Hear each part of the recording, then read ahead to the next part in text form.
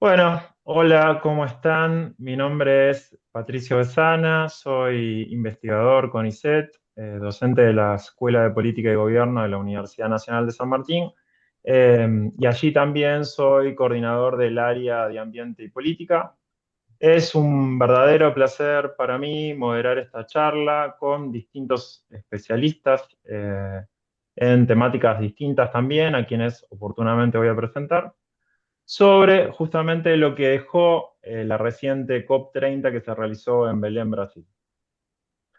Les cuento que todos los expositores, además de ser especialistas en comunicación ambiental, riesgos socioambientales, salud y ambiente y residuos, tuvieron la posibilidad de participar de la COP30, así que estamos muy ansiosos por escuchar qué tienen para contarnos.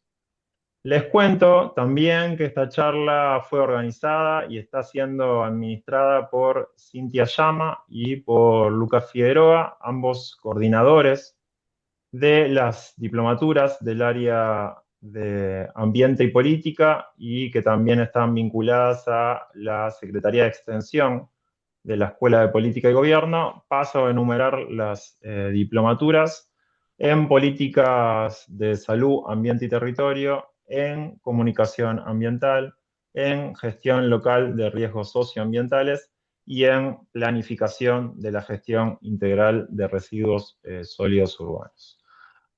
En el chat de la sesión les vamos a dejar los medios de contacto y los enlaces de las diplomaturas en caso de que alguno de los presentes esté interesado en participar de alguna de ellas.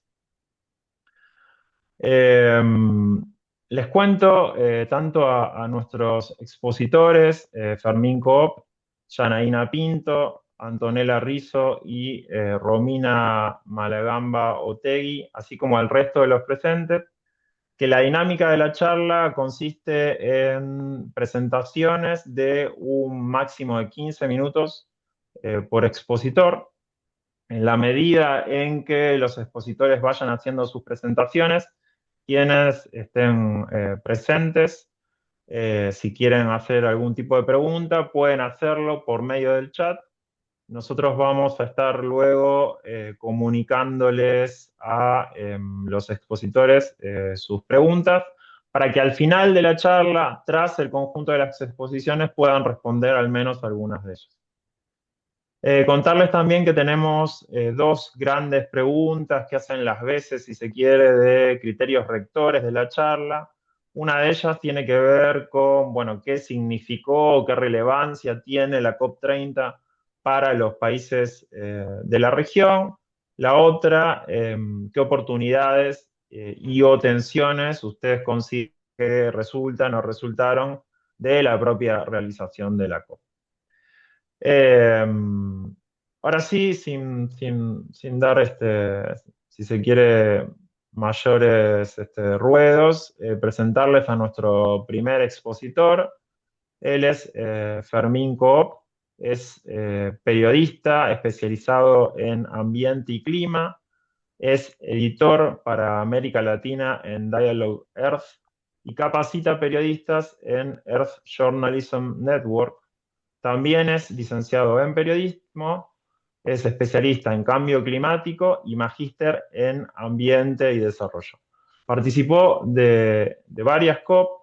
Recientemente, además, coescribió una nota que les recomendamos sobre esta última COP, que se titula La COP30 en Brasil terminó en tiempo extra sin abordar los combustibles fósiles, eh, que pueden revisar en la plataforma de Dialogue Earth.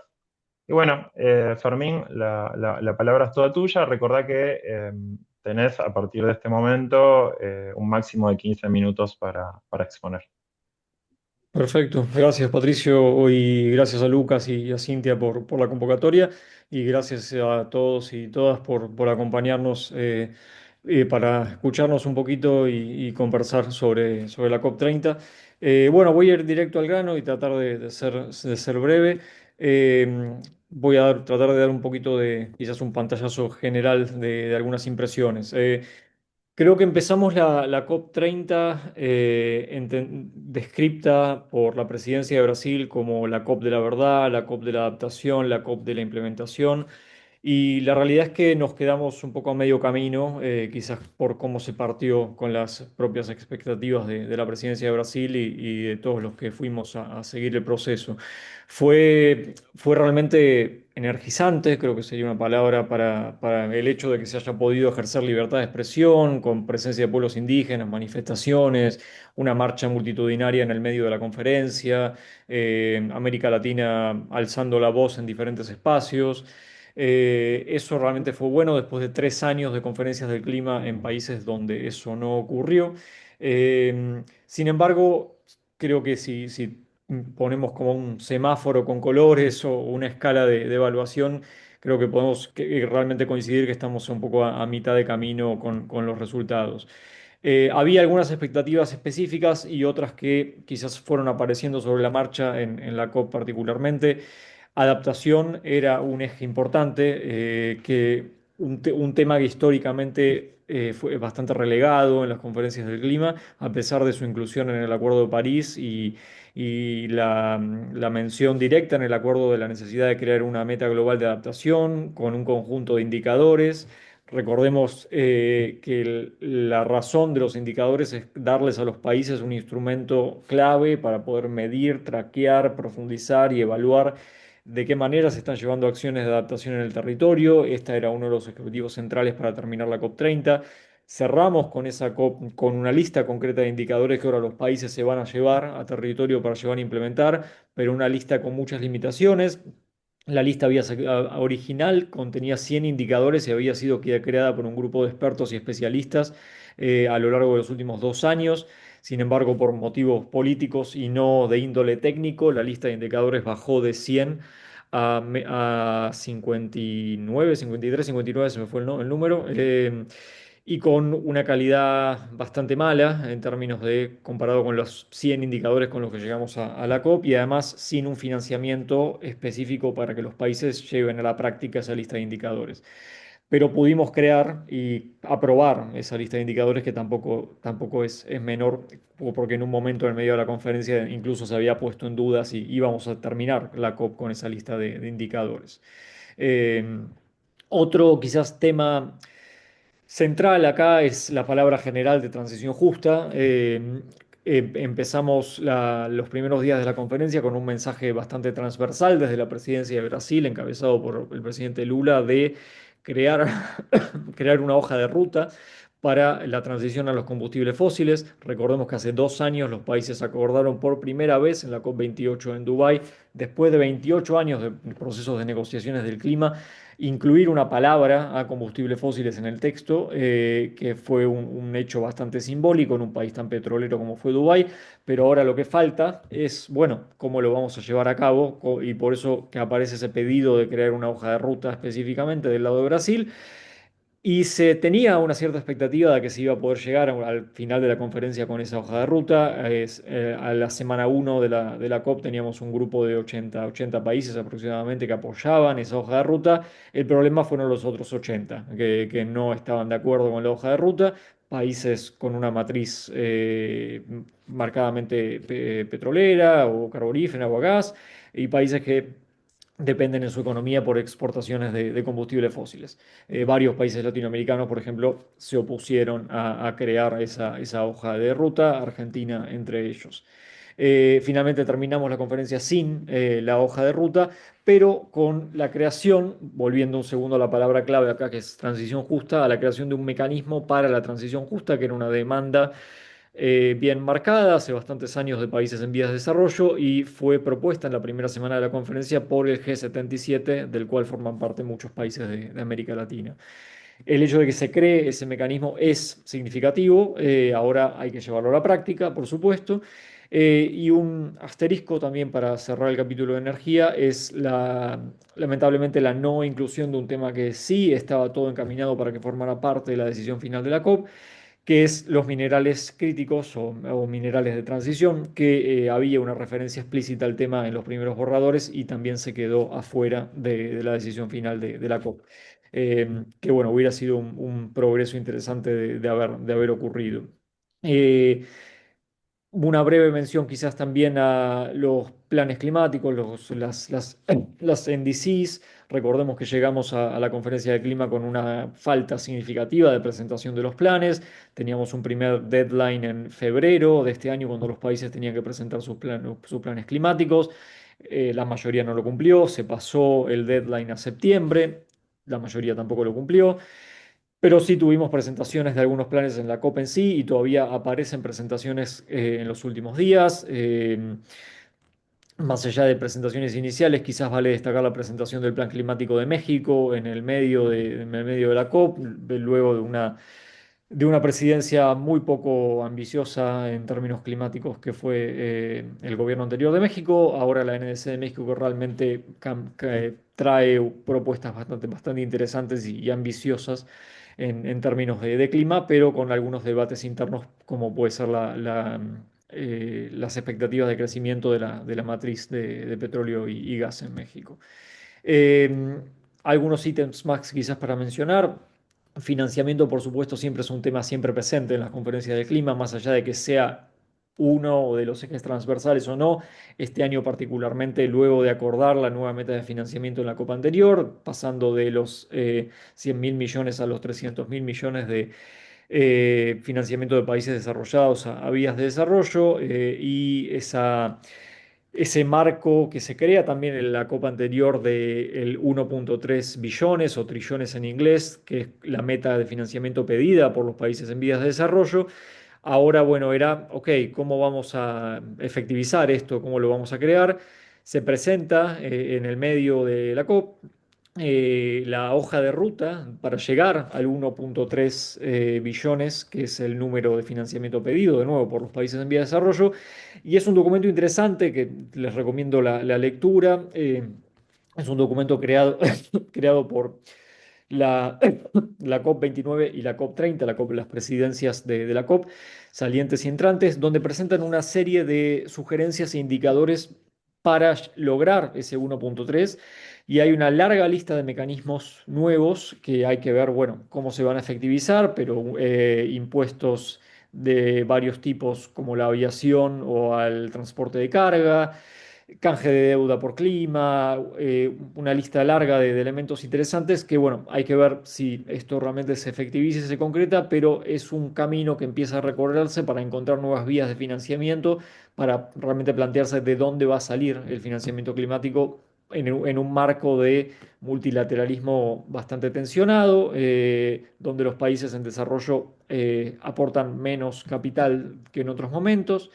Eh, y un ejemplo claro de eso es una de las iniciativas que se presenta en la COP30, quizás uno de los caballos de batalla de Brasil, que es el Fondo de Bosques Tropicales para Siempre, el TFFF, como se lo conoce en inglés, con una expectativa de Brasil de terminar la COP con un financiamiento para este esquema de 10.000 millones de dólares. La realidad es que la meta fue la mitad.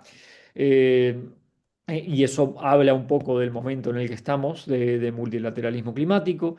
Pero sí es un esquema interesante. Si no han indagado un poco en este esquema, los y les invito a que lo lean. Es una propuesta distinta de financiamiento para conservación de bosques, en el sentido de que muchas veces lo que ha pasado en los años anteriores y décadas anteriores con financiamiento para bosques es que tiende a ser de corto plazo, o tiende a ser de financiamiento limitado por una cantidad de años. Este esquema propone reinvertir los fondos para que justamente no se acaben, y pagar por la conservación de los bosques. No voy a indagar mucho más por una cuestión de tiempo, pero es un esquema quizás con falencias, por supuesto, tiene algunas brechas que han sido criticadas en varios artículos, pero es un esquema capaz distinto en ese sentido. Bien, me estoy quedando sin tiempo y quizás mencionar también algunas sinergias entre biodiversidad y clima que han sido presentadas también en la conferencia.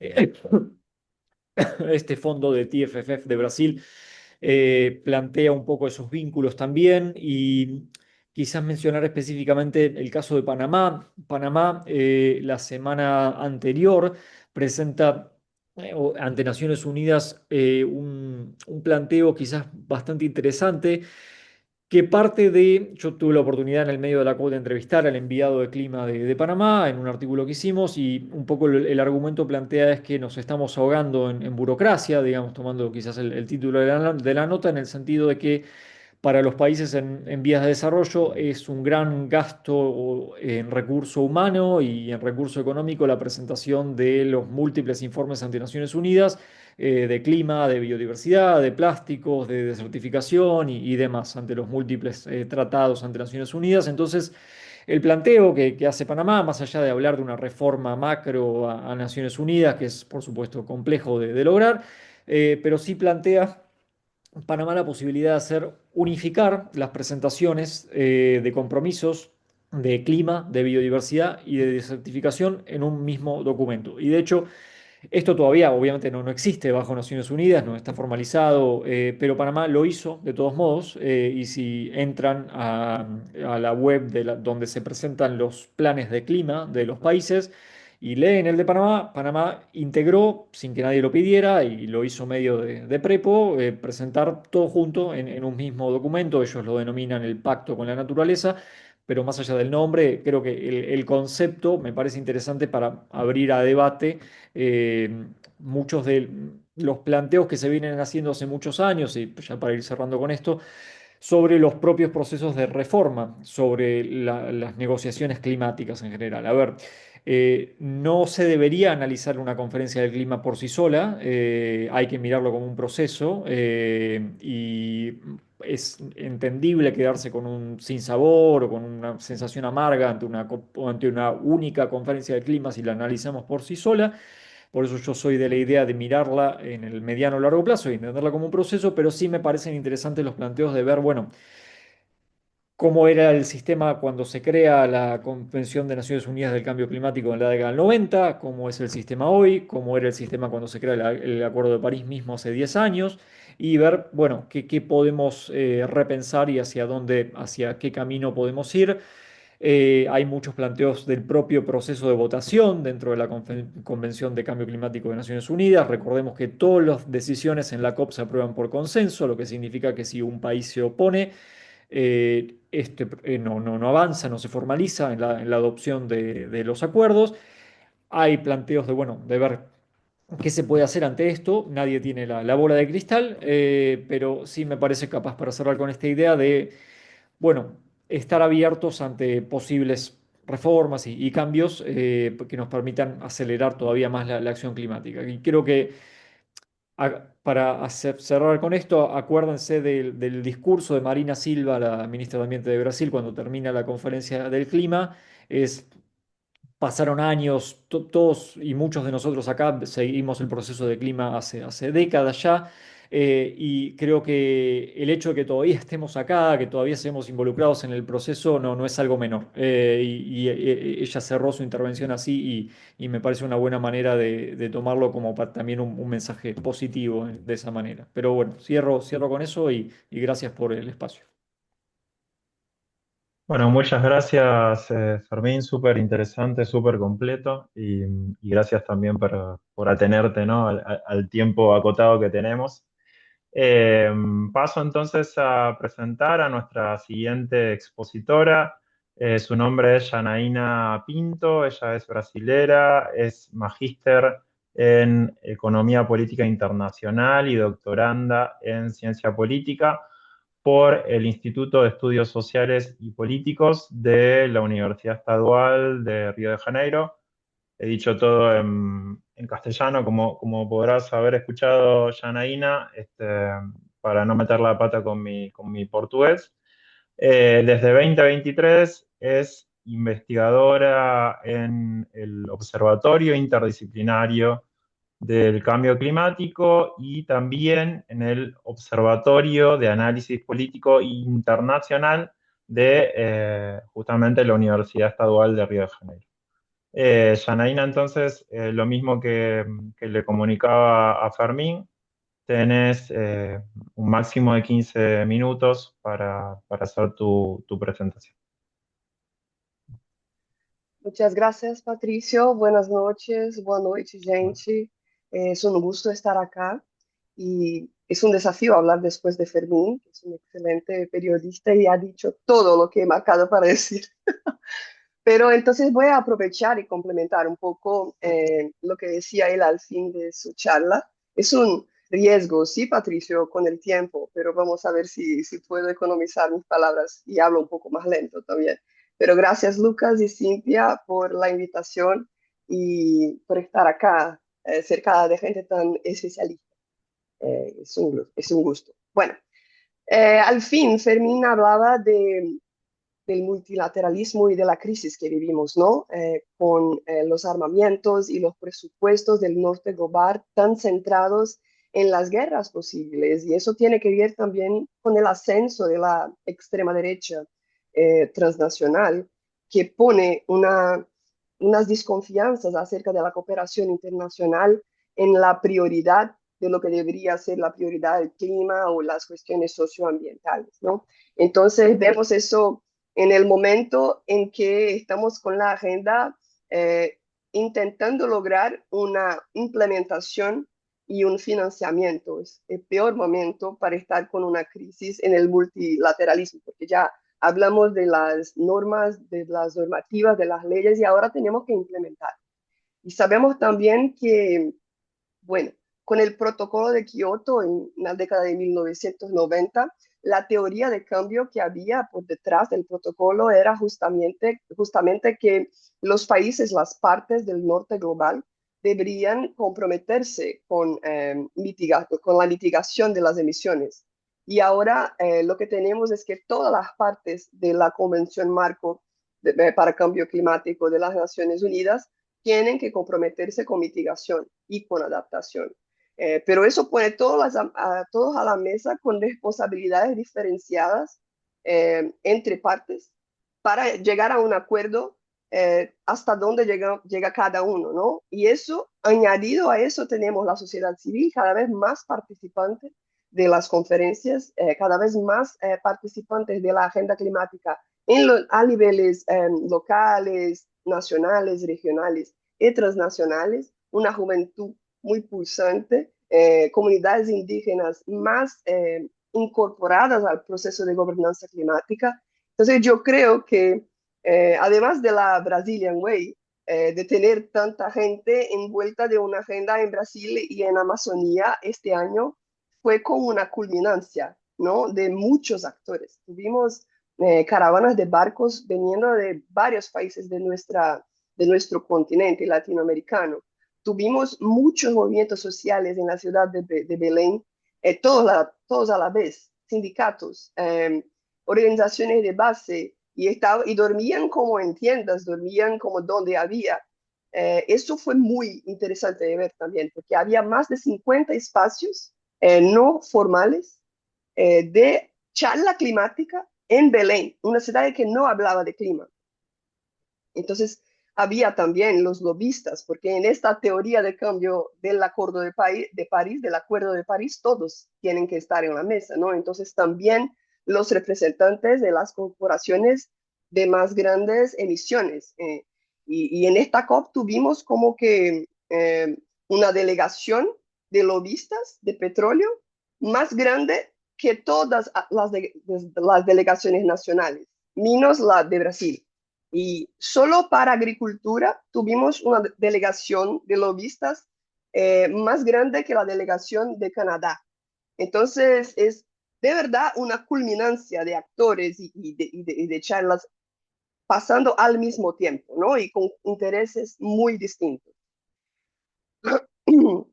Entonces, para mí, en este momento de crisis del multilateralismo, que ya estaba más que previsto, que sería muy difícil llegar a acuerdos acerca de los presupuestos del financiamiento para adaptación, lo que destacaría yo sería la participación de la sociedad civil eh, dentro de los espacios oficiales y fuera, con los barcos, con los movimientos y también en las zonas azules y verdes.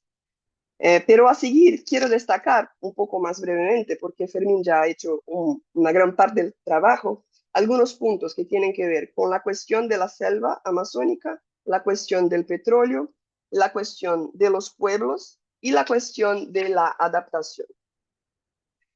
Bueno, eh, la hoja de ruta para poner fin a la deforestación fue un planteo de la presidencia de COP que no se ha logrado definir. Pero la presidencia de cada COP tiene como un año para seguir trabajando y eso es lo que dijo Correa do Lago, que va a seguir buscando trabajar en este tema en el próximo año antes de que nos encontremos otra vez en Turquía.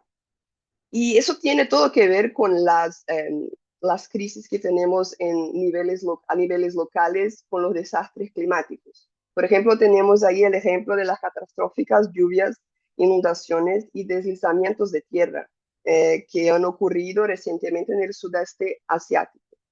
Eso es una enorme consecuencia de un modelo de desarrollo que se basa en el desflorestamiento desenfrenado. Entonces, esta preocupación tiene que ver con una agenda que es muy central para nuestro continente, que es esta de la adaptación también, no solo de la mitigación. Y al final vuelto a esto porque tiene que ver también con lo que voy a hablar de mitigación, de adaptación.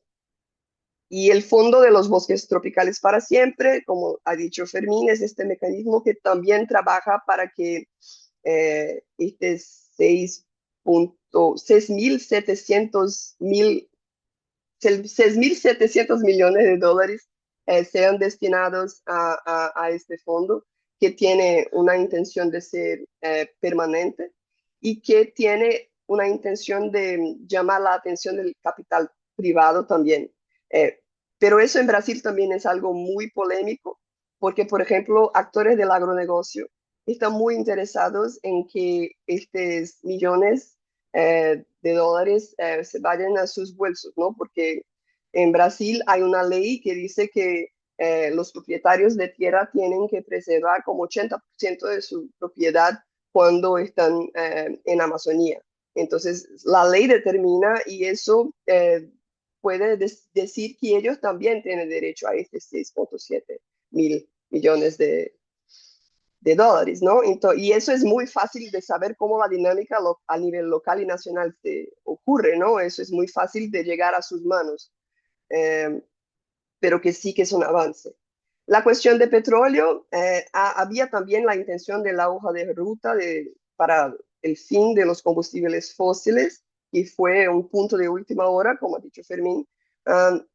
No se incluyó en el documento final, pero se convirtió por eso en un elemento central de las negociaciones y ahora hay una iniciativa de Colombia y de los Países Bajos, pero de otros países también, para que esta charla se prosiga, se siga siendo relevante en este próximo año en Latinoamérica. Bueno, en un momento en que Surinam y Guyana tienen elecciones próximas, que tiene mucho que ver también con la producción de petróleo, y eso da la oportunidad del continente de refletir acerca de este uso en un momento muy clave.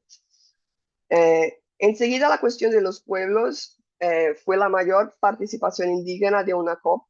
Eso en Brasil resultó en 4 territorios indígenas oficialmente reconocidos y 10 demarcados, lo que es muy rápido para algo de esta monta en Brasil. Hace mucho tiempo que tenemos avances muy lentos acerca de la demarcación y de la oficialización de territorios indígenas. Y en el documento final, por primera vez, hubo la mención de la importancia de la interseccionalidad de raza y etnicidad en materia de cambio climático. Otra vez, yo creo que eso no sería posible si la COP hubiera pasado en un otro continente. Yo creo que tiene que ver con esta cantidad de sociedad civil activa en Belén en aquel momento, cantidad de marchas, la cantidad de demostraciones y la cantidad de incluso metodologías inspiradas en movimientos sociales que fueran añadidas a los espacios oficiales, como por ejemplo los enviados especiales, los grupos de liderazgos comunitarios que estaban ahí adentro de los espacios oficiales, y también la idea del mutirão global, ¿no? Del esfuerzo global acerca de puntos que son críticos y que en una presidencia menos interesada en hacer tocar en estas heridas, tal vez no estuvieran tan prementes en la pauta de negociación. Y al final la cuestión de la adaptación, que es muy importante para pensar riesgos climáticos. Bueno, para el norte, muy sencillamente, para el norte geopolítico, es mucho más interesante asignar fondos para la mitigación que para la adaptación, porque cuando asignan fondos para la mitigación están protegiendo sus poblaciones y cuando están asignando fondos para la adaptación están protegiendo poblaciones del sur geopolítico. Vemos a Jamaica, por ejemplo, que a finales de octubre ha sido víctima del huracán Melissa, con daños de 8.800 millones de dólares y con préstamos de 6.700 millones de dólares. Y eso del Banco Interamericano de Desarrollo, del Banco de Desarrollo del Caribe, del Banco de Desarrollo de la América Latina y del Caribe. Bueno, primero que no fue suficiente para cubrir los daños y después que ha venido después, ¿hasta cuándo vamos a estar así, no? Cubriendo los desastres que van a pasar y sin plata para hacer lo que se tiene que hacer con las ciudades ahora, antes de que el desastre venga. Eso tiene que ver no solo con el multilateralismo, es muy importante porque necesitamos de financiamiento, pero tiene que ver también con los gobiernos locales. Lo que pasó en Rio Grande do Sul, en Brasil, con las lluvias torrenciales, fue un ejemplo, porque tuvimos la plata para rehacer las ciudades, pero la hicimos igual que era antes. ¿De qué nos sirve, no? Hay que implementar esta idea de adaptación climática con fondos, pero también con formación de personal, con la formación de las instituciones. Bueno, otra vez tenemos también el problema del arma. Ya cierro, ¿no? No sé cómo estoy, Patricio, pero ya cierro. Otra vez tenemos la cuestión de los armamentos versus la adaptación, además de no ser tan interesante para el norte geopolítico asignar fondos. Y otra vez tuvimos una meta, un objetivo que no fue alcanzado, pero hubo una diferencia después de COP30, que fue la financiación anual para la adaptación en el sur global hasta 2035, a que alcance el 120 millones de dólares, ¿no? Ahora es una tercera parte de eso. Y la idea era que fuera mucho más que eso, no se la cuenta, ¿no? Buena de matemática, pero la idea era 1 trillón y algo, ¿no? No logramos, pero creo que hay esta situación que es un poco más de gran pantalla, que tiene que ver con esta idea de cómo vamos a llegar a convencer al norte global y si es posible convencer al norte global de que es necesaria la financiación de adaptación en el sur, con este problema de interés muy premente y en una situación de multilateralismo en crisis a causa de un escenario geopolítico crítico, ¿no? Espero que tengamos una buena charla. Gracias. Bueno, muchas gracias, Janaína, también impecable con el tiempo y con tus observaciones. Tenemos mucho material para conversar luego. Entonces, paso a presentar ahora a la tercera expositora de la tarde-noche. Ella es consultora, es Antonella Rizzo, es especialista en ambiente y salud. En ese marco colaboró en el desarrollo de redes internacionales, gestión de proyectos y de herramientas para el seguimiento de los impactos de la sostenibilidad y el cambio climático en el sector de la salud.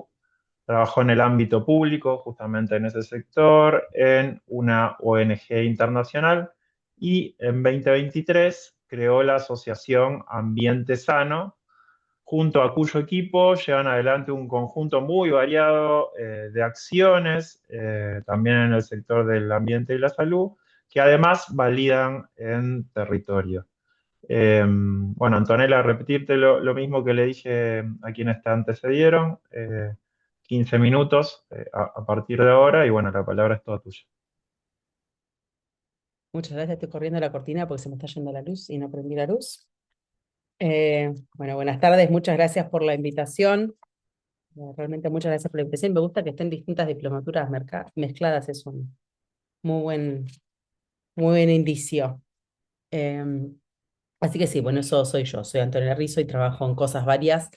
En los últimos años he enfocado cambio climático y saludes ahí y he trabajado bastante con países en desarrollo. Entonces, desde ahí miro un poco a la COP. En particular, yo fui como parte del equipo del Lancet Countdown. El Lancet es una revista internacional de cuestiones de salud muy prestigiosa que tiene comisiones de trabajo, unas de cambio climático y salud, y son probablemente el esfuerzo más grande que hay en el mundo de generar evidencia entre las condiciones de cambio climático y salud. Yo suelo decir que el sector de la salud te puede mostrar live, en vivo, qué es lo que está pasando con el cambio climático hoy en todos los territorios del mundo. Y de eso no teníamos tanta evidencia, la verdad, hace muchos años, y algo que yo digo siempre, porque a mí hasta hace, no sé, 5 años, me pasó más de una vez que en entrevistas en la radio me preguntaran por las olas de calor en Europa y que los viejitos se morían en España, porque eso es lo que aparecía en los medios acá. Y yo siempre decía, pero nosotros también tenemos viejitos que se mueren acá, lo que pasa es que no tenemos datos. Hasta que empezaron a aparecer los datos en los últimos años, y en eso el Lancet Countdown empezó con datos de 13 países, ahora tiene 17 países, y en eso es una de las cosas en las que todavía nos falta evidencia, demostrar, y eso en las COPs está porque se da eso se da todo el tiempo, ¿no? Los países que tienen más evidencia son los del norte de muchas cosas, eso hace que haya recursos dirigidos a eso, y nosotros tenemos un montón de cosas en las que todavía no le estamos prestando suficiente atención, y en consecuencia no estamos generando estrategias que puedan proteger a la población eh, de manera efectiva, ¿no? Y hablando de la COP, estaba pensando en las cosas que pasaron ahora. Algo de lo que pasa en esta COP 2025 son 10 años del Acuerdo de París. Eso es importante. Porque por más frustrados que estemos con el proceso y sus resultados, ha tenido buenos resultados también, digamos. Antes del Acuerdo de París, la tendencia a finales de siglo, que ahora ya son menos de 80 años, son 75 años, lo que significa que cualquier criatura que hoy tenga menos de 5 años, en 2100 está viva, estamos hablando de su vejez. Un chico que nació en 2020 tiene 80 en 2100 si está vivo, y aparte tiene 80 en 2100, pero tiene 60 en 2080. Entonces, ya no es una cosa para las generaciones de no sé quiénes que cuando estamos hablando de cumplir las metas del Acuerdo de París, porque el Acuerdo de París nos dice que a finales de siglo teníamos que frenar el aumento de la temperatura global en 1,5 grados y o en 2, bueno, porque esas cosas son raras del Acuerdo de París, pero hagamos esfuerzos no, claro, dice 2 grados, pero hagamos esfuerzo para que sea 1,5, una cosa así. Fermín, me puedes corregir en eso. Pero el asunto es que la tendencia en 2015 era como a 4 grados. Estábamos horripilante. Y hoy la tendencia es 2,5, 2,7, más o menos, una cosa así. Entonces seguimos por encima de lo que el Acuerdo de París dice, pero estamos bastante menos peor que sin el acuerdo. Y eso es importante. Entonces, este tira y afloja que se da, estas tensiones, estas contradicciones que se dan alrededor del Acuerdo de París y la distancia, la expectativa con la que íbamos a Brasil, o estuvimos todo el año probablemente con Brasil y con la que nos terminamos yendo. Yo fui 3 años este año a Brasil, no sé vos, Fermín, pero fui 2 veces a Brasilia y después tuve 2 semanas en Belém. En la expectativa de realidad nos quedó, hay una distancia grande, tengo que decir, al menos para mí personalmente hay, pero a la vez, a mí me pasaba al menos al escucharla a Marina Silva, de hecho en Brasilia en julio, que hicieron una conferencia de clima y salud específica, pre-COP oficial, sabiendo que iba a ser tanto el desborde de Belém, organizaron ellos eventos oficiales antes. Y hubo uno grande de clima y salud, donde, claro, la escuchás a Marina Silva y uno dice, Marina Silva es una de nosotros, pero es ministra dentro del gobierno de Brasil. Ella y pocos más la acompañan. O sea, después el resto son las tensiones de nuestros países, son las contradicciones de nuestros países, y después se da estas cosas de que venía Lula y la presidencia, esta es la COP de la verdad, es la COP de la ciencia, y después no podemos hablar de combustibles fósiles. Entonces tenemos una contradicción enorme ahí. Si no podemos acordar un texto que diga que hay que salirse de los combustibles fósiles. Que ya lo hemos logrado nombrar, pero esto, encima las COP son esto, es la discusión de la coma y la palabra, porque las palabras importan. Entonces, en estos 10 años del Acuerdo de París se dan también muchos de estos balances, y al menos en mi sensación en eso, bueno, que hay cosas que se discuten en otro lado, que ya lo sabemos hace mucho. Se discuten en el G20, se discuten en los BRICS, y no se discuten ahí. Y en estas oportunidades y lugares cuando empezamos la política, y bueno, cuáles son los espacios en los que hay que discutir ciertas cosas.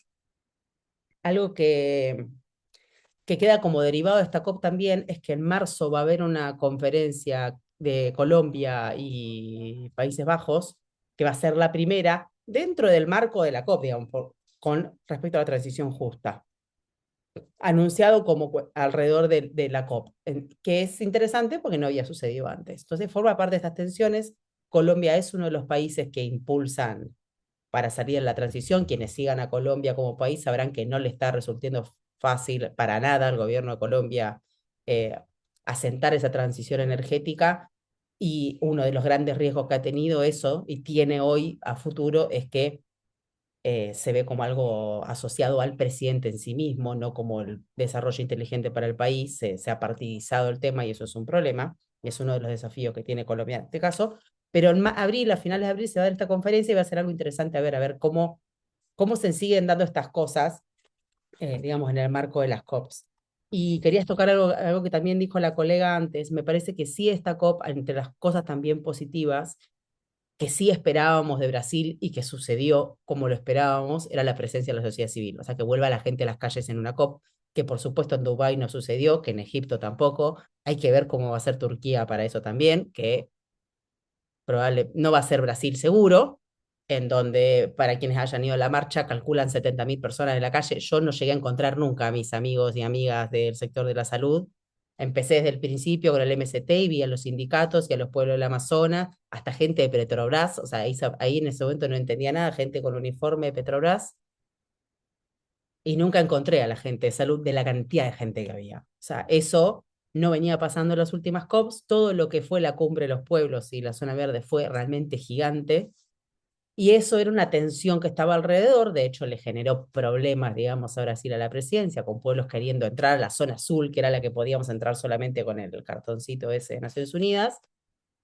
Y eso estuvo alrededor, terminó con resultados positivos para las comunidades, y a la vez traía todo el tiempo esa conversación. Bueno, ¿quiénes son los que discuten y quiénes son los que deciden qué es lo que pasa y qué es lo que no pasa en los territorios? ¿Quiénes son los que deciden cuando estamos discutiendo adaptación o la plata de pérdidas y daños, que muchas veces discute como en el aire, digamos, en estos ámbitos de Naciones Unidas, cuando tenés al pueblo que quiere tener mucho más que una consulta? O sea, algo que escuché en varios de los eventos en los que estuve en Brasil este año relacionado a la COP, cuando hablan los pueblos indígenas y otros sectores también, tipo mujeres, sindicatos, dicen: yo no quiero ser un checklist en un día que vos hiciste consulta, sí hice, no. No es lo mismo participar en una consulta que participar de un proceso de decisión y de formar parte de quienes deciden. Y eso es una tensión permanente. Yo lo escuché de los movimientos en todo evento en el que estuve en Brasil este año. Entonces eso tiene lo bueno y tiene eso de visibilizar una tensión, porque los territorios estaban ahí, estábamos a la puerta del Amazonas. Entonces los que no quieren la exploración offshore en el frente del Amazonas y los que les tenés que frenar la deforestación estaban ahí presentes. No eran un ente del que estás hablando en abstracto.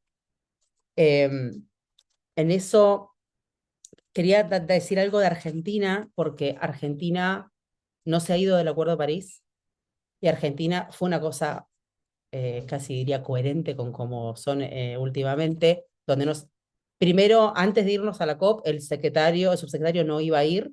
Cuando llegábamos a la COP sí iba a ir. Antes de irnos a la COP teníamos nos mostraron un borrador de NDC. De hecho, en 2 reuniones nos mostraron qué era lo que Argentina iba a presentar de su compromiso, y eso todavía no se presentó. El funcionario no fue a Belém, y el compromiso de Argentina no se presentó. Pero sí hubo representación de Argentina, de Cancillería y desde un director de algo parecido a cambio climático. Y hay algo interesante que nos mencionaron unos cuantos, es que en materia de adaptación, Argentina negoció con el bloque. Argentina no fue una voz disonante en la parte de adaptación. Eso a mí me quedó así como: hey, bueno, acá esto pasó.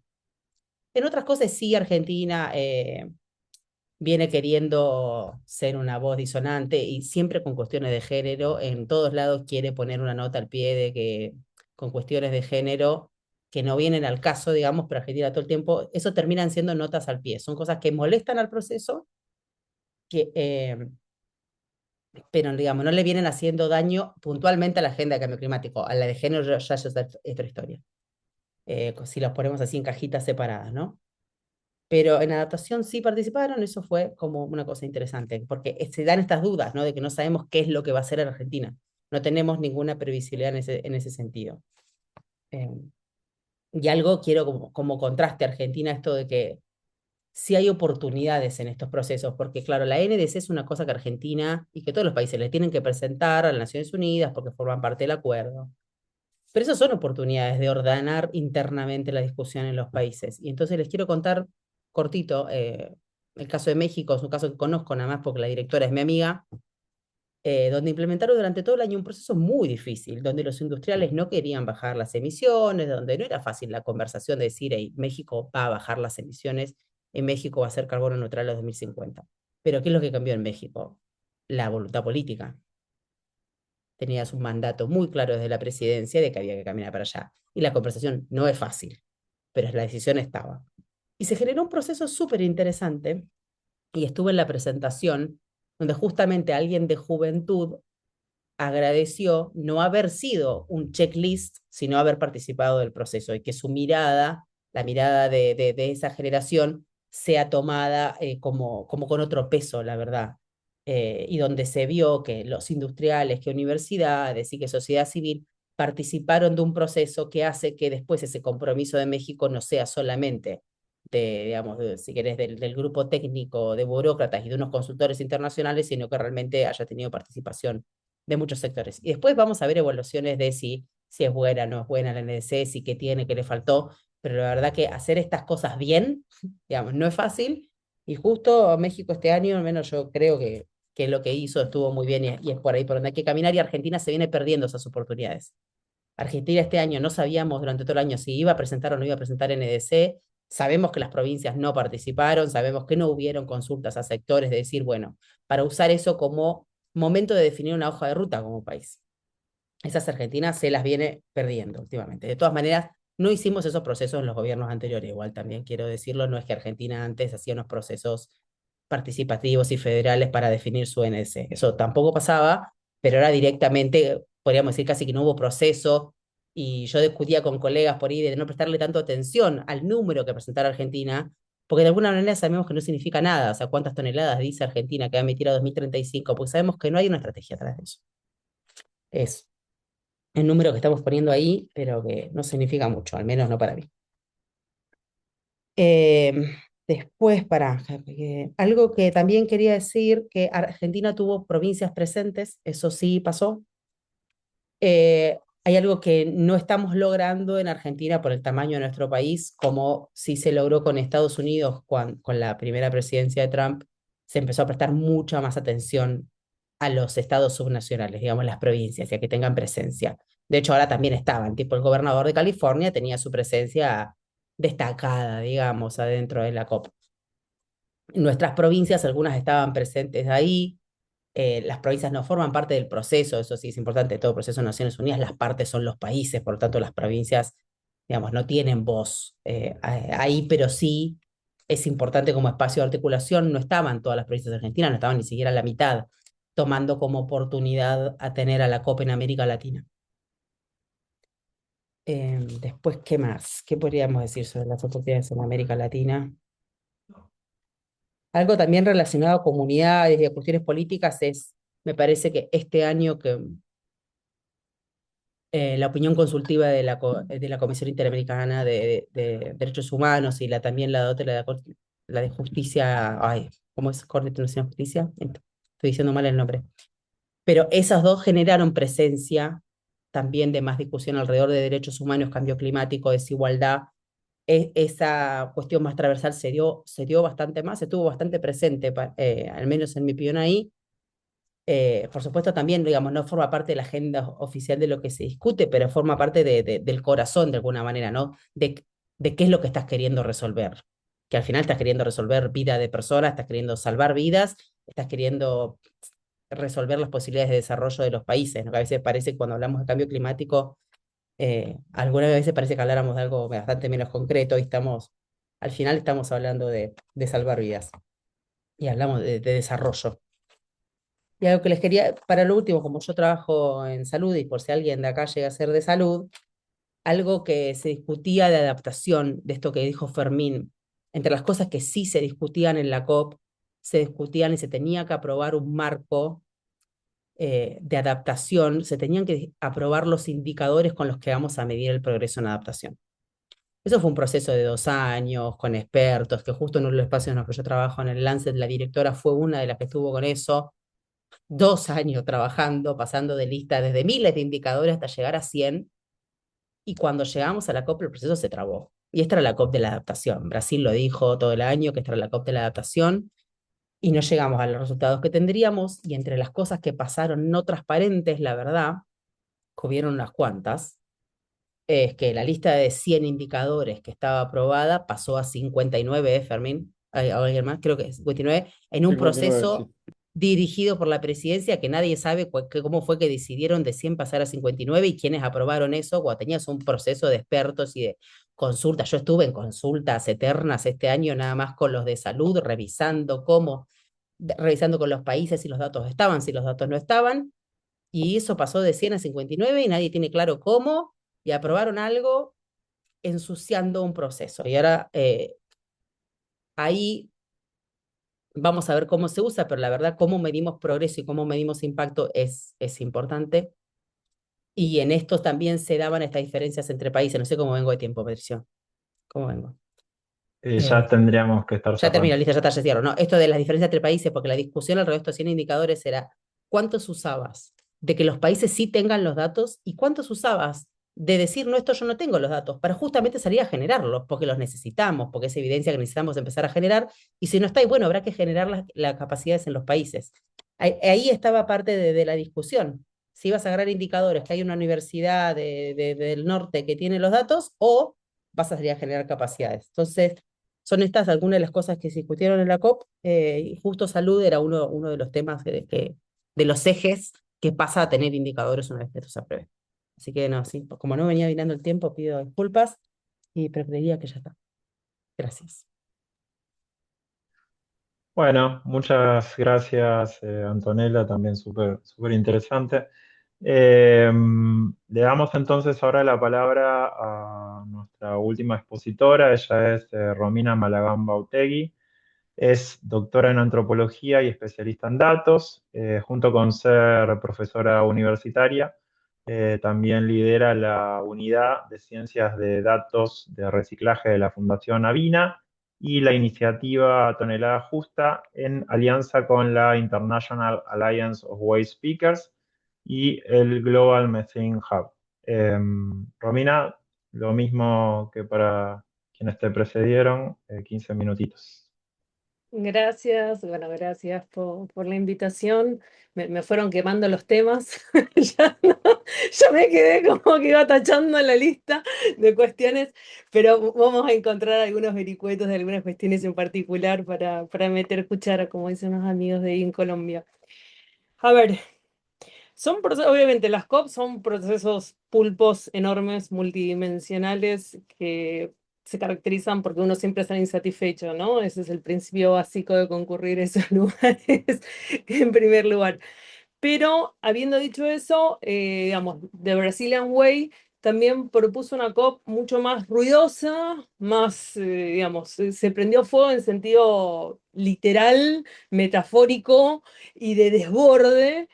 Y un desborde en cuanto a las expectativas, un desborde en cuanto a la cantidad de gente, un desborde en cuanto a la cantidad de participaciones en procesos que encima vienen los últimos años en países muy ordenados, para decirlo de alguna manera políticamente correcta y amorosa, que obviamente era imposible poder satisfacer ni física, ni temática, ni económica, ni espiritualmente todo ese desborde, pero que por otro lado generaron, digamos, algunas rajaduras por las cuales ciertas temáticas o ciertas voces entraron, ¿no?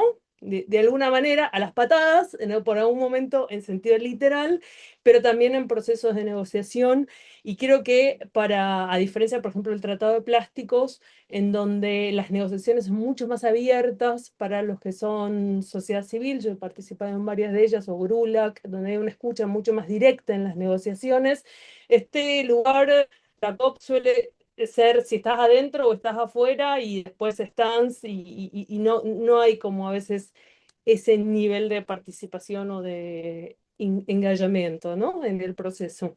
Creo que eso también Brasil aportó esa novedad en esa línea. Y, a ver, respecto a algunas cuestiones que para mí me parecieron importantes en esta línea. Uno, en cuanto a financiamiento, que hablaron bastante, hay un desafío muy grande para esta COP que se planteó la idea de la implementación, que es cómo hacemos para conectar fondos, ¿no?, con quienes realmente están en el terreno ofreciendo soluciones ambientales, climáticas, de adaptación y de mitigación efectivas. Lo que nosotros vemos es que muchas veces las organizaciones de base o las organizaciones que están en la diaria, en las localidades, reciben de casualidad un 10% de los fondos que están pensados para inversión, y que si bien podemos estar de acuerdo en que la dirección es más o menos la correcta o estamos en línea, la velocidad no es la correcta, ¿no? Todo lleva un tiempo burocrático que es demasiado lento para los procesos y la agilidad que los procesos requieren. Entonces ahí sí hubo mucho debate en torno a finanzas, los montos, etcétera, la búsqueda de mecanismos, pero, y eso tiene que ver un poco con el trabajo que hacemos nosotros, que ahora justo estamos desarrollando una metodología de tonelada justa para ver el triple impacto del trabajo de los recicladores de base, es si nosotros no logramos encontrar mecanismos para que esos fondos vayan a quienes realmente están haciendo en el campo, en el día a día, el trabajo de mitigación y adaptación, va a ser muy difícil poder conseguir, digamos, cambios sistémicos en entornos urbanos, digamos, más allá de combustibles fósiles, grandes generadores, etcétera, ¿no? Pero también hay que poder llegar a que esa ciudadanía, esos grupos indígenas, esas organizaciones de base o de los recicladores, tengan una participación real en la gobernanza y un acceso a las finanzas para que los modelos puedan ser sostenibles y escalables. Y eso creo que es una cuestión que están por ahí todavía, digamos, pendientes.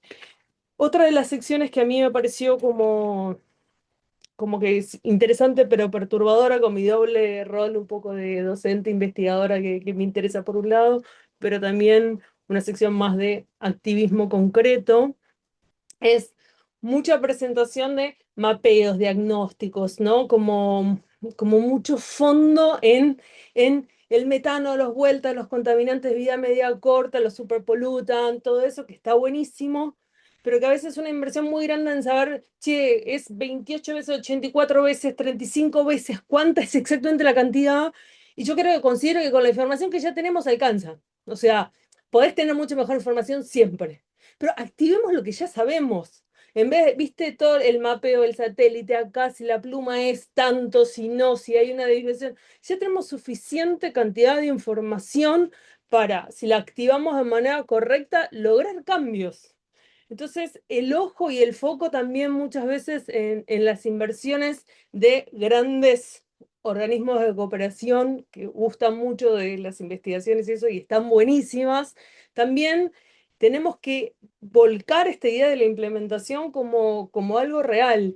Y esta implementación que tiene que tener un contacto con la base, con los procesos, y que eso implica cuestiones políticas, eso implica bancarte la patada en la puerta de entrada de la zona sur en sentido literal, digo, porque vas a estar trabajando con personas que ven afectadas ya sea su actividad, sus ingresos o sus intereses. Es fundamental para poder generar cambios sistémicos. Entonces, ese poco la lente del reenfoque hacia el territorio me parece importante. Sí siento, por lo menos, viste, uno nunca llega a abarcar la totalidad de eventos, charlas y va.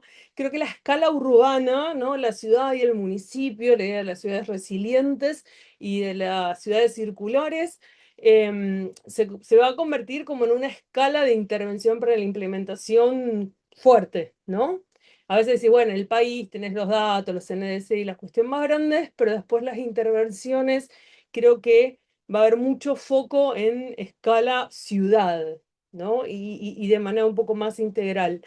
En esa línea, em, yo insisto en que para esta implementación tenemos que trabajar, o por lo menos yo creo eso en esta línea, que el conocimiento se construye en el encuentro entre ciencia y saber local, ¿no? En la medida en que uno viene de arriba y está el súper técnico especialista de no sé qué, de metano, con nosotros trabajamos en la universidad, con el 3IA, etcétera, que nunca fue una cooperativa de recicladores, y cuando se encuentran esos dos mundos en construcción, el del hacer y el de pensar y el de calcular, pasan cosas que son mágicas, que de vuelta no es entrar en una dicotomía así, che, no, porque la gente, los pueblos indígenas, los recicladores saben y los otros en realidad están. No, es el encuentro, ¿no? Entonces volver a pensar situaciones en las que uno va construyendo ciencia considerando al otro como un portador de saber, y que no son saberes que necesariamente tienen que correrse de un lado al otro.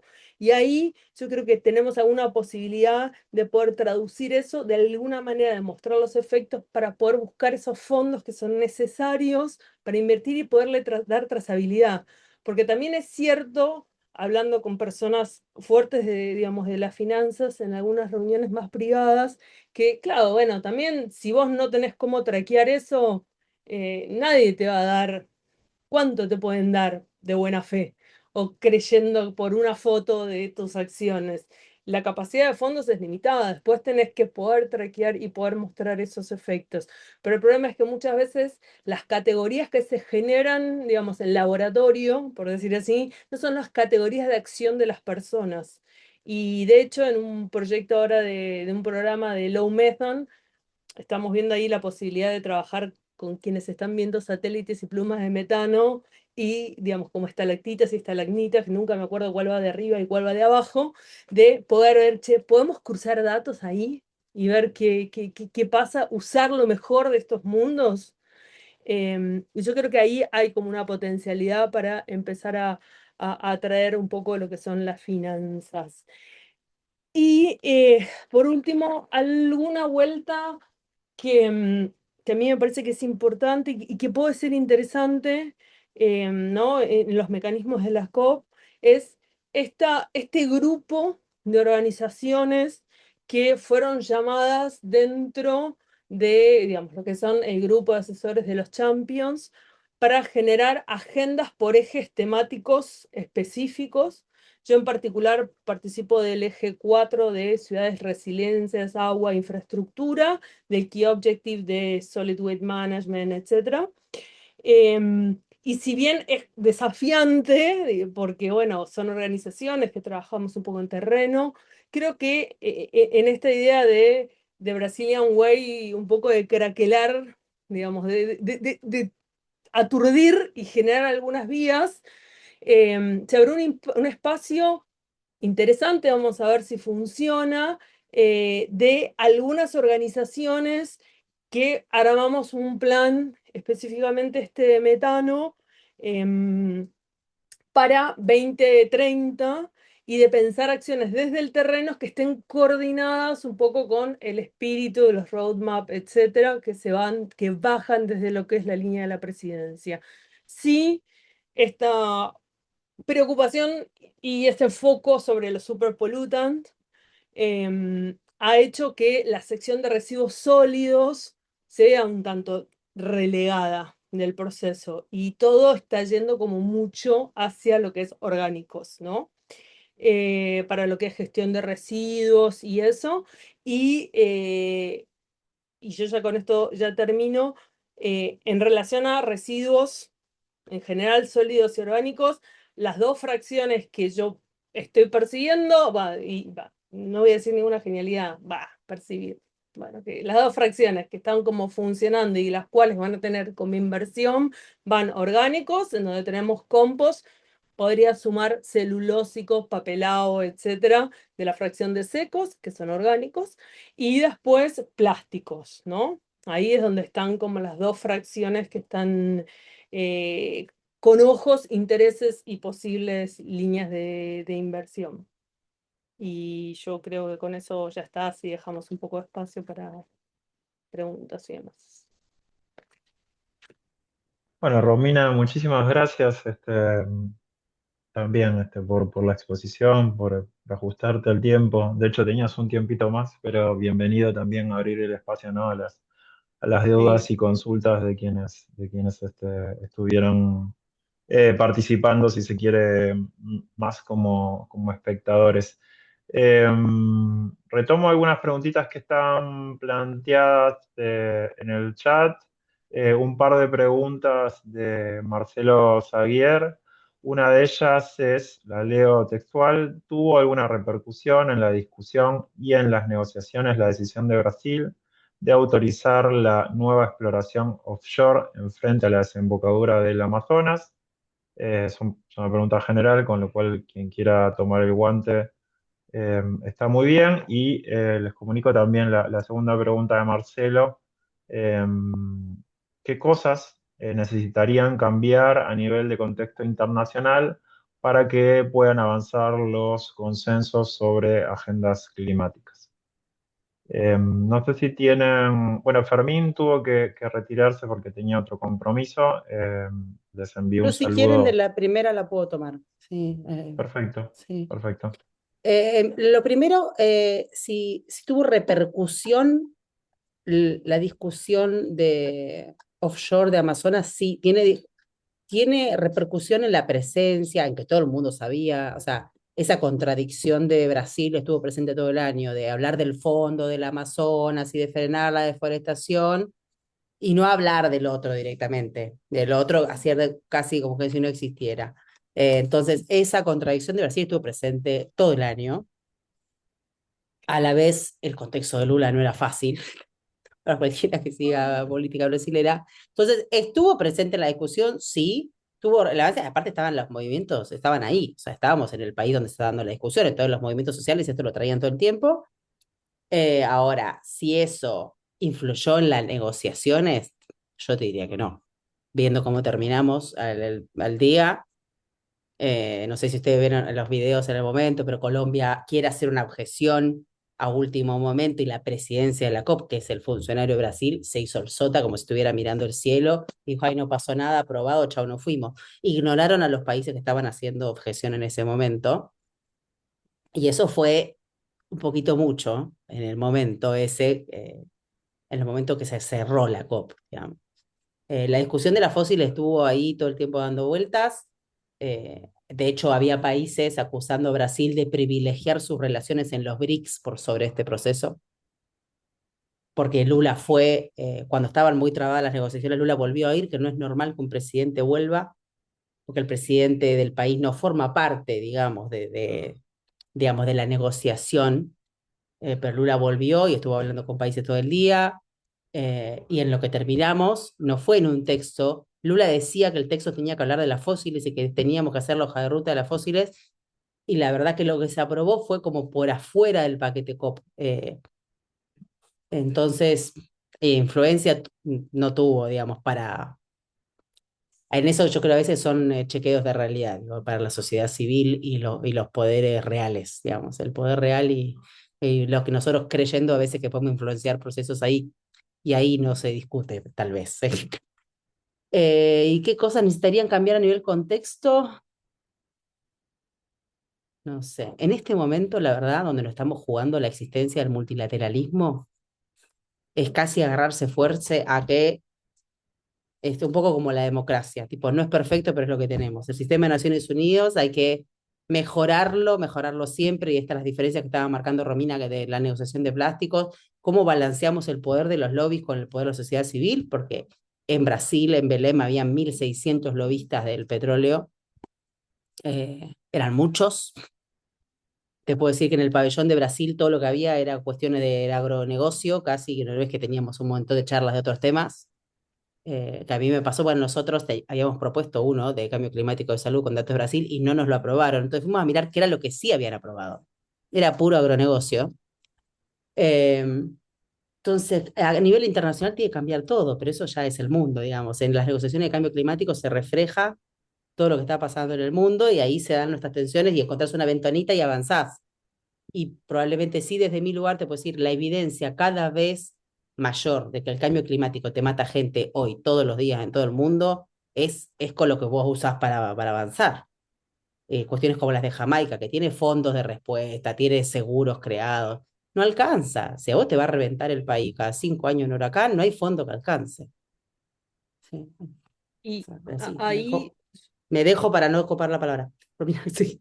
yo agregaría para la segunda pregunta, muy en la línea ahí de Antonella, varias cuestiones, que es, sí, por lo menos en las conversaciones que yo tuve en términos de finanzas, hay como un indicio, digamos, de conciencia, digo, porque hasta hace un poquito tiempo la idea de asociar las catástrofes, las vueltas con el cambio climático era, bueno, nada, es la naturaleza, ¿no? Entonces, a veces también para conseguir fondos en términos políticos, si vos no podés generar una asociación directa y si lo que vos vas a hacer no lo vas a poder atribuir políticamente a tu Claro. gestión, es muy difícil lo inmaterial de eso. Lo que le dio un boost así a la sección de finanzas, yo hablando con una persona importante de un banco muy grande norteamericano, el tipo me dijo, mira, nosotros hicimos un cálculo y si esto sigue así, nosotros vamos a perder el 30% del valor de nuestra cartera. ¿Por qué? Porque vos decís, dale, vos pensás en Jamaica, digo, pero ahí ya Sí, nadie pero a había California le pasa lo mismo, sí.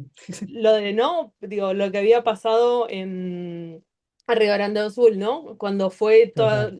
toda la catástrofe de Puerto Seguro, si mal no recuerdo, etcétera. Bueno, Sí. nosotros directamente Porto Alegre, ¿no? Porto Alegre fue, ¿no? Ahí va, Sí, sí, me Porto por Alegre, sí. todo, seguro, sí, es sí, como al me sur, mezclé todo Río la Grande do Sul, y geográfica. sí, En sí, Porto sí, al sur, Alegre, que vos lo sí. pensás así, la gente no sé qué, pero ojo, porque a Coca-Cola le hicieron pelota a la fábrica. Hay muchísimas fábricas Es que van a costo, faltar, para digamos. pasar años a volver a producir, Por eso autos, de digo, todo. costo. Entonces, digamos, Sí. quizás hay también líneas también de interés que no necesariamente van, digamos, por gente o qué sé yo, no sé cuánto, pero en términos de producción, de generación de empleos, etcétera, ya está mostrando que el cambio climático, por más que tenga seguros, tiene efectos. Y eso es lo que está desbloqueando, pero todavía no hay muchos mecanismos en términos de finanzas.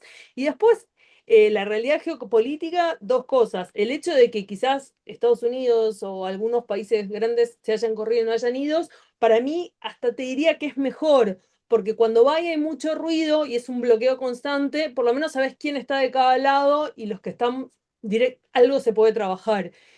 A veces cuando tenés la presencia en el último tratado de plásticos, en la versión de Ginebra, se metieron, digamos, muchos países así objetores y terminan generando un clima donde todo el tiempo es tan trabado y tienen tanta capacidad que es, no solo es, digamos, lo que el dinero le da, sino que tienen negociadores que los tipos los rotan cada tantas horas.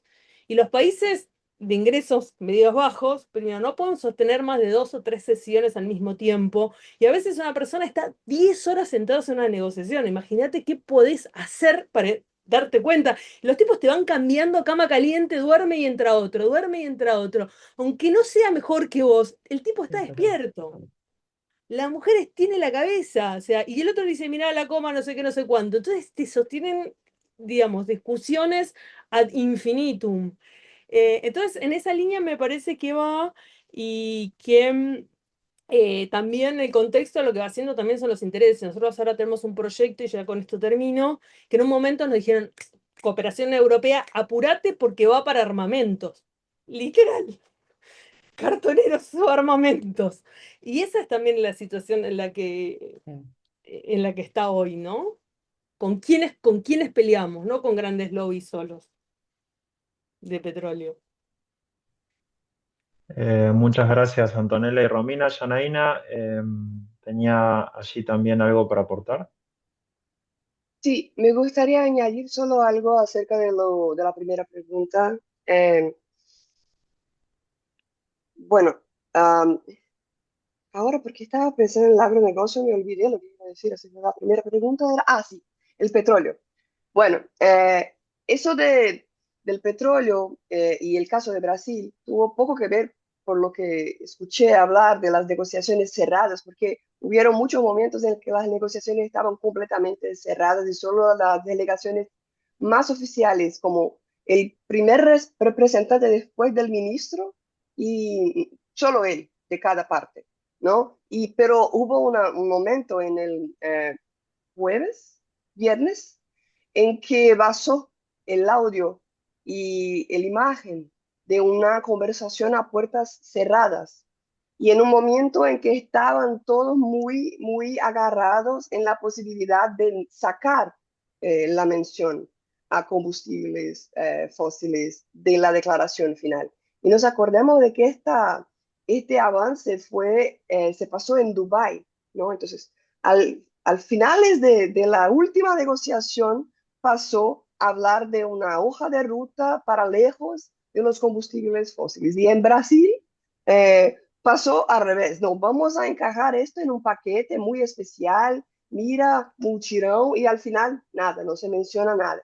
Pero con el basamiento del audio y de la imagen se nota muy claro Arabia Saudita, Saudi Arabia, y otros países muy agarrados en la posibilidad de no dejar pasar nunca jamás una mención a los combustibles fósiles.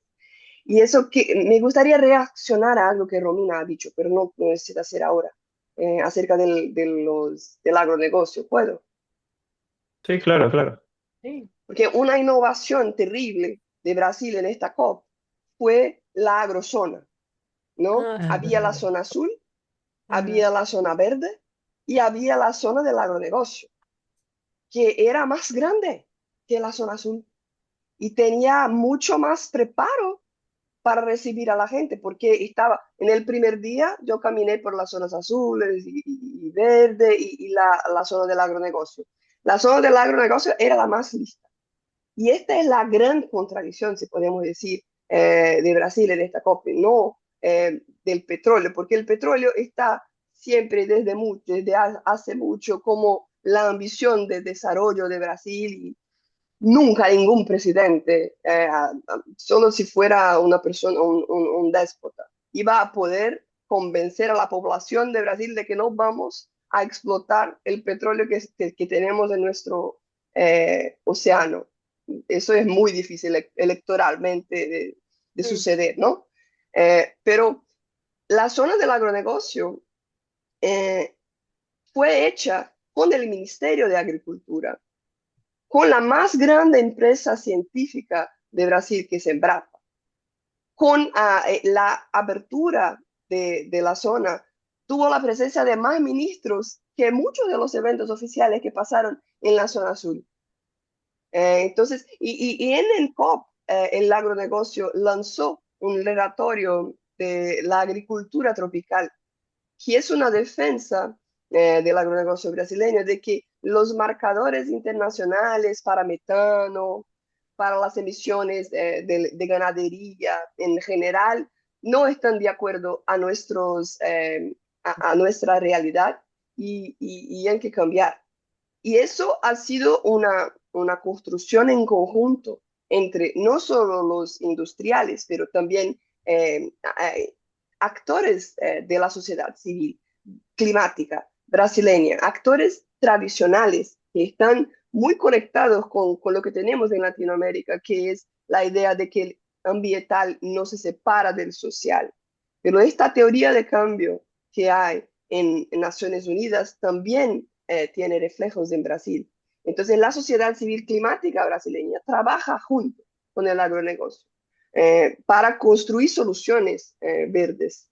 Pero al mismo tiempo, estas soluciones son utilizadas para decir que el agronegocio es sostenible, cuando en general no es. Entonces, creo que esta es la más grande contradicción en términos de industrias nacionales de Brasil y la presencia y lo que pasó en las negociaciones y lo que se va a pasar en los próximos años. Por ejemplo, una de las charlas que yo investigo a lobistas del agronegocio. Este es mi tema. Y una de las charlas que escuché en la agrozona fue, no, en la zona azul, ahora no me acuerdo, pero una de las charlas decían ellos que sus intenciones, sus ambiciones son conformar un grupo muy listo de expertos en agricultura tropical para incidir en el próximo relatorio del IPCC. Muy Están muy inteligentes. organizados, están muy organizados. Entonces, y quieren llevar esta iniciativa de la agrozona para las próximas COPs, ¿no? Es una idea, porque va a crecer. Hay un silencio en que pese a la presencia de los sistemas alimentarios en las emisiones, hay un silencio en la esfera climática. Esto empieza ahora ya a cambiar y ellos están muy listos para cuando esto cambie, porque ya están conformando sus argumentos desde hace un rato. Y esta COP fue muy importante para eso. Interesantísimo, muchas gracias, Janaína. Bueno, les comunico un par de preguntas más que dejaron aquí por el chat. Lucas pregunta también con motivo de alguna de las intervenciones de Janaína, pero abierto a las tres. Bueno, destacaron que la agenda de adaptación no ha sido trabajada tanto como la de mitigación a lo largo de las COPs, porque consideran que eso ha sucedido. Y también otra pregunta, destacaron también la participación de la sociedad civil, más allá de lo que mencionó Janaína sobre el impacto para las comunidades indígenas en Brasil. ¿Creen que la activa participación mejoró los resultados de la COP en comparaciones con años anteriores? Y si es así, ¿en qué consideran que incidió? Yo puedo tomarlo de mitigación, adaptación. De hecho, no sé si le pasó a ustedes profesionalmente, pero es como, no sé, 10 años atrás, cuando yo empezaba, yo trabajaba en cambio climático, nosotros hablábamos de que nosotros teníamos que adaptarnos y la mitigación era un tema de los del norte. Yo estoy convencida de lo contrario, yo creo que es un asunto de desarrollo trabajar en mitigación, porque si no nosotros seguimos andando en vehículos diésel que contaminan y que afectan la calidad del aire, y los otros andan en autos voladores y el litio sale acá encima también. O sea, es como la no inteligencia en el desarrollo. Y hay países, muchísimos países, que también dependen del petróleo para prender la luz y ese petróleo lo importan. Entonces, la agenda de mitigación hoy, la verdad es que plata para adaptación hay mucha menos que para mitigación. Eso es una cosa histórica, es una cosa de las COPs y también de para qué hay financiamiento. Entonces, si vos querés tener plata para adaptación, tendría que tener un componente de mitigación tu proyecto, al menos en salud, porque si no te lo van a obligar. Entonces, empezar a mirar a los dos, yo que vengo de salud, mirar a los dos juntos, nosotros hablamos de sistemas de salud resilientes al clima y de comunidades resilientes. Entonces, siempre eso va todo junto, porque forma parte de la manera inteligente de hacer las cosas hoy. Entonces, eh, esto siempre fue así. Entonces, Brasil dijo, esta va a ser la COP de la adaptación, y eso era una buena noticia para nosotros los del sur, podríamos decir. Para otros era que no querían hablar de mitigación. Esa discusión estuvo todo el año, la verdad. ¿Por qué se habla? La de mitigación tuvo muchas más urgencias por la brecha gigantísima que tenemos todavía hoy de que para frenar el cambio climático necesitamos bajar las emisiones ya y venimos horribles de brechas. O sea, gracias al Acuerdo de París estamos menos peor que en 2015, pero la transición está siendo mucho más lenta. Entonces, la mitigación es importante porque sin mitigación la adaptación no es posible. Eso sí es importante. La adaptación tiene límites muy claros, físicos y de sistemas. Entonces, tenemos que poner muchísima plata en adaptación, eso es urgente. Ahora, sin mitigación a la altura de lo que necesitamos, eso tiene límites súper claros. De eso sí tenemos cada vez más evidencia, entonces no digo más. Y Romina. yo para agregar dos cositas. Uno tiene que ver un poco también con el impacto, digamos que la adaptación tiene un impacto más fuerte a nivel local y que también en términos de medición, trazabilidad, etcétera, la mitigación es clara, digamos. Vos podés trabajar, es más, si querés carbono o carbono negro o lo que sea, metano, y es la misma unidad en cualquier lado. La adaptación está localmente informada. Entonces, en un lugar puede ser desertificación, en un lugar puede ser inundación. Entonces, también esa cuestión de, bueno, qué significa la adaptación en cada uno de los lugares y por eso también era importante el esfuerzo de los indicadores, vuelve como la variable de comparación menos sexy, digamos, porque acá hay un componente político clave. 1.5 hay que bajar, digamos, yo creo que no sé si la mitad de las personas entiende qué significa eso, pero es un eslogan en tu cabeza. No, no, no, hay gente que no sabe nada, pero sabe que hay que bajar la temperatura de la Tierra. Ahora yo te digo adaptación y no sabe qué es exactamente, porque acá puede ser esto, allá puede ser lo otro. Entonces también es mucho más difícil de vender, es más difícil de mensurar, es más difícil de como converger, digamos, en una unidad de medida fácil, sexy, vendible y unificable, ¿no? Para decir, ¡pum! Este es mi impacto. Bueno, no sé. Y ahí lo último es, estoy cada vez más convencida de que claramente los procesos y los proyectos tienen que tener el triple impacto. Tienen que ser social, tienen que ser ambiental, de adaptación y mitigación, y tienen que ser económicos. Porque si los procesos y los proyectos solo se quedan sin alguna de esas patas, después no son sostenibles. Porque si lo que uno genera, digamos, no son formas de hacer negocios de manera que sea social y ambientalmente friendly, eh, terminás o haciendo greenwashing, social washing o lo que sea, pero por otro lado, si vos tenés un proyecto que es social y es ambiental, está buenísimo, después no es sostenible financieramente si realmente ese proceso no se puede buscar fondos de manera continua y terminás dependiendo de grants, etcétera, que es un poco lo que buscaba el fondo digamos, para forestación, ¿no? De Brasil y un poco esa idea, es decir, bueno, ¿cómo haces para cuando no estar dependiendo de tengo 2 años, tengo 10 años, que parece mucho, pero no? Bueno, muchísimas gracias, Romina. Yo no sé si, Janaína, vos querés agregar algo más, o Antonella. Caso contrario, la verdad es que nos quedamos, por lo menos yo particularmente, me hubiese gustado hacerles muchísimas otras preguntas, y también quedaron algunas preguntas pendientes ahí en el chat, pero lo cierto es que estamos un poquito pasados de tiempo.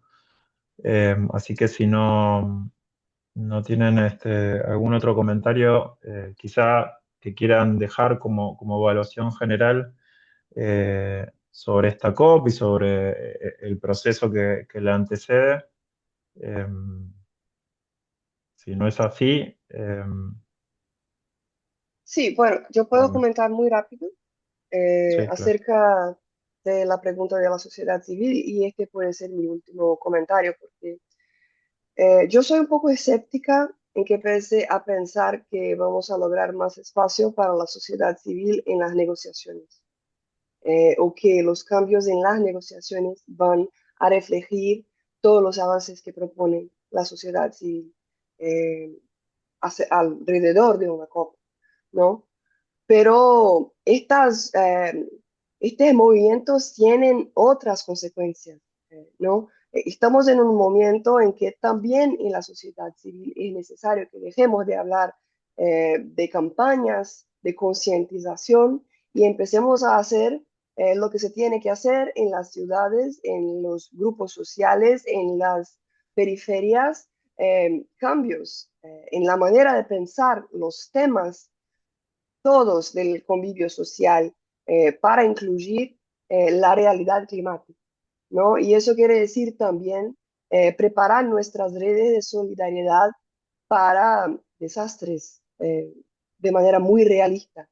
Prepararnos para una acción climática que nos implique más, no solo en términos de responsabilidad, porque son diferenciadas, pero sobre todo en términos de algo que va a llegar, que ya está presente, ¿no? Entonces, ¿qué acciones podemos mover en nuestras comunidades y que son climáticas? ¿No? Yo creo que la movimentación, la movida de la sociedad civil trae más efecto en este ámbito que en las negociaciones. Las negociaciones, como dijo Antonella, ojalá sobreviva, ¿no? Es lo mejor que tenemos ahora en el multilateralismo para hablar de eso transnacionalmente. Pero esta intercesión yo no veo tanto pasar eh, más con más fuerza en el futuro. quería ser un poco más optimista, mi último comentario, pero creo muchísimo en la acción colectiva y creo que estos otros avances en nuestras sociedades, entre nuestros países, son muy importantes también, en paralelo a los avances del multilateralismo. Muchas gracias, Janaína. Antonella, habías levantado la mano, ¿querías agregar Sí, pero algo? como estamos pasados de tiempo, pero me parece que derivado de lo que dijo ella, sí, esto de cómo pasamos esta cosa que son las COPs tan lejanos al mundo real, bueno, sí hay instrumentos y cosas ahí donde tenemos que cada vez más implementar. Y justamente esto, en las COPs los países generan sus estrategias, bueno, que debieran traducirse en que protejas de manera efectiva a la población ante el próximo brote de dengue, que es lo que importa, que como decía Romina, que nos importa a nosotros, pero hay otros países a los que no les importa nada el dengue. Entonces, ¿cómo generamos estrategias efectivas en eso? ¿Cómo protejamos a la población de que la próxima vez que haya una inundación tengas un mejor sistema de alerta? Y que lo que pasó en Bahía Blanca no vuelva a pasar, digamos, o te pase de otra manera porque tenés mejores estrategias ahora, como que pasarlo a lo concreto es la tarea. Y mi último comentario es algo que nos está pasando mucho en los planes de adaptación. Hay países que en los indicadores del Lancet está el tema de los planes de adaptación, pero sabemos que muchos de los planes de adaptación no tienen evaluaciones de riesgo atrás, no tienen costeos. O sea, son planes que decís, y esto en el mundo real, ¿qué significa? Es un plan, pero no es implementable y ni siquiera tiene buenas evaluaciones de riesgo atrás como para saber que si lo implementás efectivamente vas a estar protegiendo a la población. Entonces ahí tenemos mucha tarea para llevar esto al mundo real. Bueno, permítanme transmitirles los agradecimientos de muchas de las personas que estuvieron presentes: Sofía Bertinat, Marcelo López, Gladys, Lica Carabajal. Bueno, muchas felicitaciones y agradecimientos de parte de las personas que participaron. Permítanme a mí también entonces agradecerles. Insisto, nos han quedado varias preguntas que nos hubiese gustado hacerles. Quizás es una buena opción como para convocarlos para algún evento próximo nuevamente y poder charlar un poquito más. Eh, Quiero hacer como algunos agradecimientos más porque hay mucha gente que siempre participa de este tipo de eventos. En principio, agradecerle a Ximena Simpson, secretaria de Extensión de la Escuela de Política y Gobierno, y a todos los que integran la Secretaría, que nos prestaron, por un lado, la cuenta del Zoom y que aparte suelen apoyar las tareas vinculadas a la diplomatura.